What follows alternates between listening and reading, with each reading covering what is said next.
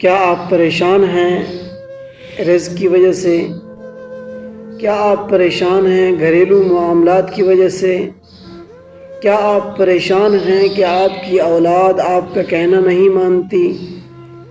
کیا آپ پریشان ہیں کہ رزق حلال کیسے تلاش کیا جائے؟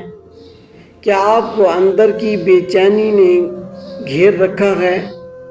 تو استغفار کیجیے، اللہ رب العزت کی ذات کے سامنے سر بسجود ہو جائیے، اللہ رب العزت کی ذات کے سامنے گڑ گڑا کر تو دیکھیے کہ اللہ رب العزت انتظار میں ہیں کہ واللہ انتظار میں ہیں، واللہ اللہ رب العزت انتظار میں ہیں، اللہ کی قسم اللہ رب العزت انتظار میں ہیں کہ میرا بندہ میرے پاس آئے۔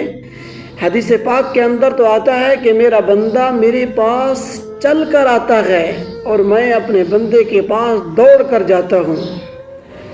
اتنا محبت کہاں سے لاؤ گے؟ کیسے اللہ رب العزت نے ایمان والے کو نہیں، مسلمان کو نہیں، مومن کو نہیں، صرف انسانیت کو مخاطب ہو کر فرمایا کہ یا ایھا الانسان ما غرک بربک الکریم، کہ اے انسان اپنے کریم رب کے بارے میں تجھے کس نے دھوکے میں ڈالا ہے؟ کتنا بڑی بات ہے، کتنا اس کے اندر پیار چھپا ہے، کتنا اپنائیت چھپی ہے کہ اللہ رب العزت اپنے بندے سے کتنا پیار کرتے ہیں۔